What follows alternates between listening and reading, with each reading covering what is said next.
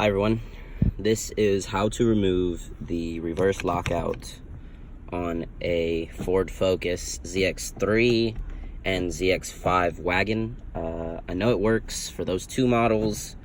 I believe the Focus SE has a different type of lockout, requires some Allen wrenches or some sort of bolt or something. Ignore the 6-speed knob. Obviously, this is a manual transmission. It's a 5-speed factory 2001 ZX3. So let's get started. The first thing you're going to want to do is remove your shift knob. If you have an aftermarket shift knob, obviously, it's going to be the same process unless it has those. I know some shift knobs have like Allen retention screws to kind of keep it in place. But this is just threaded, just goes right on top. Boom. You will see this spring mechanism here with its little grommet. That's just going to keep this at bay while the shift knob is on top. That way it springs up and down for you to go into reverse. So you're going to go ahead and take that off, remove that. Now as you can see, the shift boot and the reverse lock are kind of like a unit.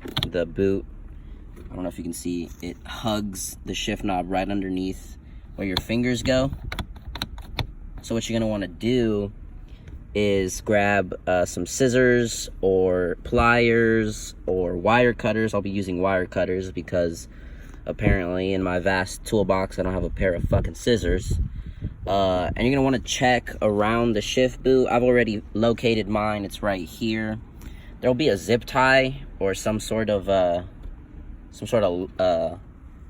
you know, like a zip tie like device that cinches the boot around the reverse lock. So what you're gonna want to do is just cut that. Basically, it's quite a simple process so far. So you're gonna want to get in there and being careful not to cut the leather because the leather obviously comes in handy. You're gonna want to go ahead and, sorry, I'm trying to do this one-handed. You're going to want to go ahead and try to get, there we are, that zip tie, and you're just going to want to cut it. This will effectively release the boot. There we go. It's cut. The boot is released. Now, as you can see, the shift lock does come right out. There's no bolt. There's no, you know, it's not important to the car. I had heard in a forum online, a lot of people were saying that removing the shift lock was counterproductive because it keeps you from, say, being in 5th gear and slamming into reverse. I have never known anybody who drives a manual car to just slam into reverse, be it 5-speed or any other, you know, gearbox. So yeah, you can just pull it out, frankly, and I'm gonna go ahead and show you guys if you want to pop the boot off. This is the mechanism it uses. This plastic here is what keeps you from going in reverse. So when you try to go in reverse, if this plastic connects, it hits, you need to pull up, then it'll go in reverse. It's just kind of silly. I don't know why Ford did that.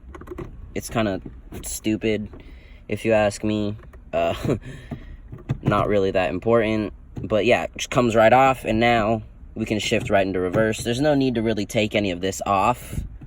If you do want to, I don't know, sell the car or for whatever reason put it back on, you can do so. Just keep it in a box, you know. We all have those boxes with our car shit. So yeah, that's how to get it off.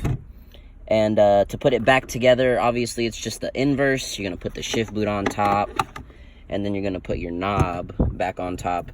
The only downside to removing the shift lock, the reverse lock that I can find, is that the pole of the gear shift is going to be a little bit exposed, as you can see.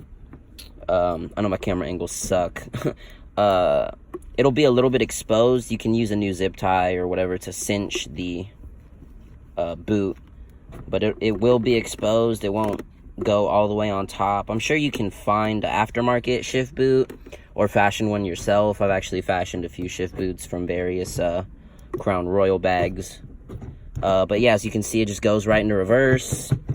And then, like I said, new zip tie, the boot will be fine, and there's no more annoying pulling up. You just slide right in reverse. I can show you guys, it actually doesn't go into reverse from gear. It has to be in neutral in order to go in reverse. So it already has a factory lockout. I don't know why they put that extra step. It's kind of silly, kind of a waste of time. And if you're at all interested in getting it off, that is how you do it. I hope you guys liked this video. I hope it was like helpful or whatever. I just dropped my shift knob. I know my car's a fucking mess as well, but you know, c'est la vie. If you guys have any questions, comments, concerns, go ahead and leave them. And have a great day.